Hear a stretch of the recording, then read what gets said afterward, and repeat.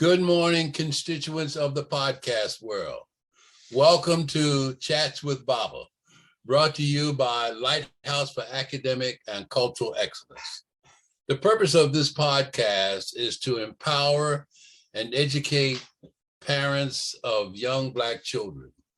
The information is good and relevant for all children, but I have specifically focused on young Black children because as we look at some of the reports that come out that talks about our children in terms of math and science, we are behind. So I'm directing the podcast to parents of young Black children to empower them and to educate them about the importance of their role as the primary first teacher in the lives of young Black children.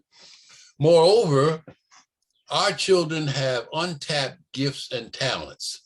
So by becoming that parent who is now educated and empowered, you help to unlock the natural genius that's in our children. So that is the primary purpose. What I've been doing over the life of this podcast, it goes back to February of 2021, Black History Month. And so here we are a year later, talking about a variety of topics as it relates to laying the foundation for literacy, laying the foundation for math, laying the foundation for science, laying the foundation for technology. Regardless of how you feel about these things, your attitude impacts how your children will respond to it. So what I've been doing of late was focusing on the area of math. Now, many people have attitude about math because they didn't do well. That attitude somehow is transferred to the children, and I'm cautioning you not to do that, no matter how you feel about math. What we want to do is to have children have a healthy attitude about learning, whether it's math, science, it doesn't matter. One of the foremost mathematic professors in the world taught at Clark Atlanta University, where I am a professor, Dr. Abdullah Shabazz, who single-handedly produced more MAs and PhDs in mathematics than the rest of America.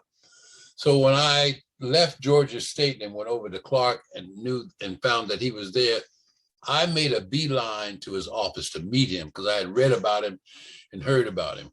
So when I talked to him about how did he do this, because he didn't have the strongest students in terms of their background in math, what he said to me was, on the first day I gave a test. I said, oh, he said, no, not a math test. He said, I would ask my students, how many of you like mathematics? They raise their hand. How many of you don't like math? They raise their hand. He said, all of you that don't like math, go to the registrar's office and withdraw from my class. His point was, it's difficult to teach and learn anything if you don't like it. So we have to start with an attitude of wanting to know, wanting to learn, and have a desire to learn. So when I talk about the teaching of mathematics and science and technology, we want to begin with how one feels about that. I want you as a parent to think about anything that you've learned. What enables you to learn it? Okay, how did you begin? Did you begin with, I like or don't like? Did you begin with, what can I learn from this? So how you see something new is going to impact your learning.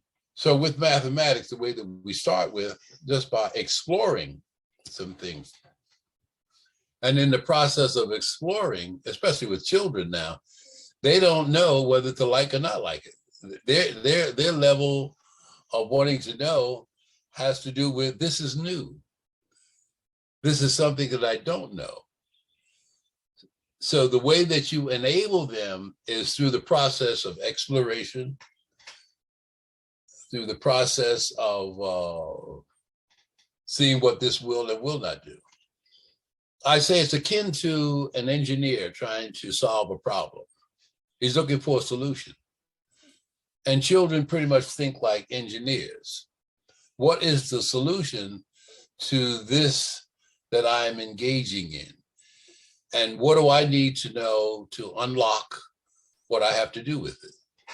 So you're starting down this path on a good note of exploring the possibilities. So we're not going to talk directly about numbers. We're going to talk about process. And we're going to talk about how children begin exploring new ideas and new things as it relates to mathematics, science, and technology. So if we can do that and unlock how they go about this, then they are on a good road to the foundation for mathematics. So that's what we're going to look at over the next few weeks. Process, strategies, things that you can do that will enable your children to begin this journey in terms of becoming a good student in mathematics. You will often hear today, in today's world, a lot about STEM, STEM, science, technology, engineering, mathematics.